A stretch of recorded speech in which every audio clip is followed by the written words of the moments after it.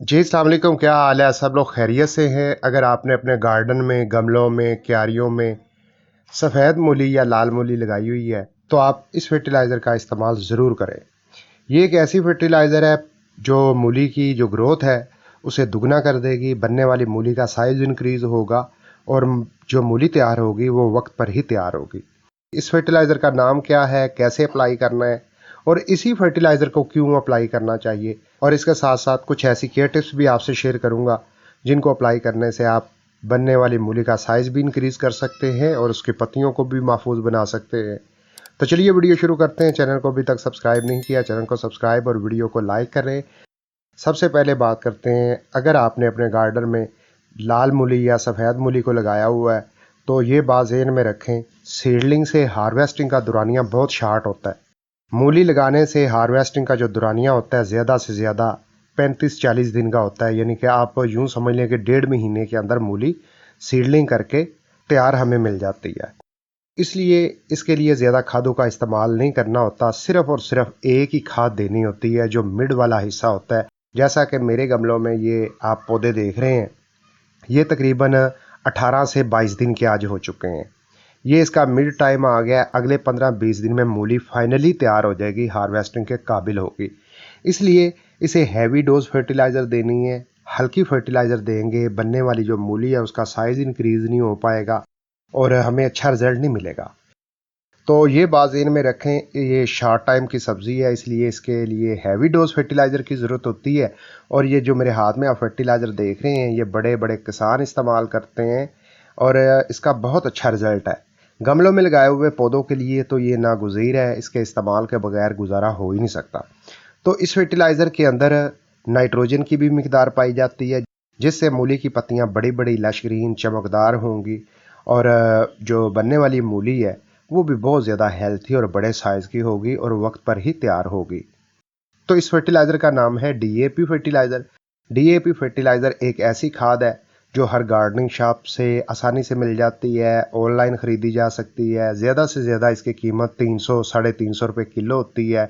अगर ये पाव आधा किलो आपके घर में हो तो पूरा साल दोबारा ख़रीदने की ज़रूरत नहीं रहेगी और आपके जो फलों और सब्जियों वाले पौधे हैं उनके ऊपर फलों और सब्जियों की भरमार की जा सकती है। तो इस फर्टिलाइज़र को कैसे अप्लाई करना है, बहुत ही सिंपल है। उससे पहले मैं आपसे सिर्फ और सिर्फ दो चीज़ें शेयर कर दूं।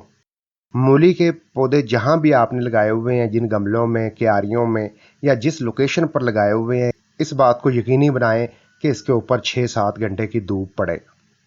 जितनी धूप पड़ेगी मूली के पौधे उतने मजबूत और हेल्थी होंगे, विटामिन सी और विटामिन डी की कमी पूरी होगी और बनने वाली मूली का साइज भी इंक्रीज होगा। फिर सेकंड नंबर पर जिस बात का ख्याल रखना ज़रूरी है वो है पानी। मट्टी को बिल्कुल भी खुश्क ना होने दें, हल्की फुल्की मट्टी नम रहनी चाहिए, बल्कि जब तक मूली बनना नहीं शुरू होती तब तक तो पानी खूब दबा कर दें। तीसरे नंबर पर बहुत ज़रूरी चीज़ है, इसकी पत्तियाँ नई नई बनती रहती हैं, सॉफ्ट होती हैं। कुछ ऐसे इंसेक्ट हैं जो इसके ऊपर अटैक कर लेते हैं, पत्ता मरोड़ बीमारी भी और कैटरपिलर भी। तो इस तरह पौधों की ग्रोथ मुतासर होती है, बनने वाली मूली की जो ग्रोथ है वो रुक जाती है। तो इंसेक्ट के अटैक से महफूज रखने के लिए हल्का सा केमिकल स्प्रे का भी इस्तेमाल कर सकते हैं, ऑर्गेनिक स्प्रे का भी इस्तेमाल कर सकते हैं और नीम ऑयल का स्प्रे भी कर सकते हैं।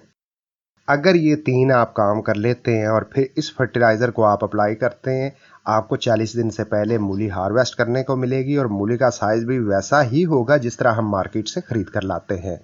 तो चलिए दोस्तों, अब ये जानते हैं डीएपी फर्टिलाइज़र को मूली के लिए कैसे अप्लाई करना है।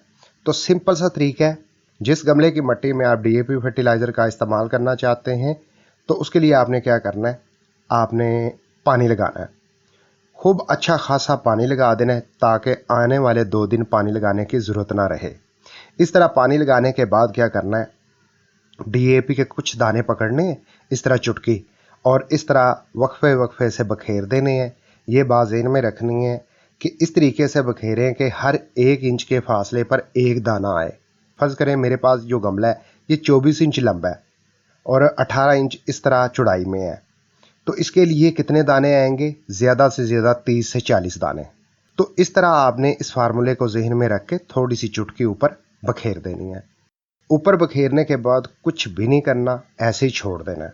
2 से 3 दिन के बाद जब दोबारा पानी लगाने की ज़रूरत पड़ेगी, दोबारा पानी लगने से यही डीएपी फर्टिलाइज़र मेल्ट होकर मिट्टी के अंदर शामिल हो जाएगी, जड़ों तक पहुंचेगी, मूली की ग्रोथ दुगनी हो जाएगी, बनने वाली मूली का साइज़ बड़ा होगा, वक्त पर तैयार होगी और आपको बहुत अच्छा रिजल्ट मिलेगा।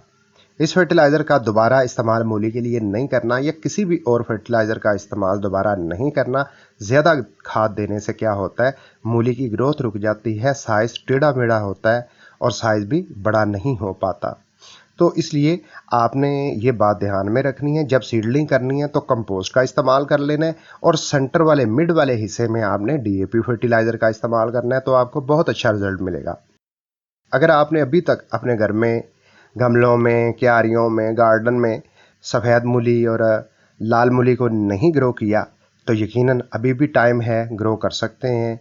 जब तक ठंडा मौसम है तब तक आप सीडलिंग कर सकते हैं और मूली को अपने घर से ही ऑर्गेनिक हासिल कर सकते हैं। मुझे उम्मीद है वीडियो में बताई गई इन्फॉर्मेशन और ये खाद आपके लिए हेल्पफुल साबित होगी। वीडियो अच्छी लगी है लाइक कर दें, दोस्तों के साथ शेयर करें। अगर आपकी कोई राय हो, गार्डनिंग के रिलेटेड कोई प्रॉब्लम हो तो कमेंट में ज़रूर लिखें। मिलता हूँ अगली वीडियो में, अपना बहुत सा ख्याल रखिएगा। अल्लाह हाफिज़।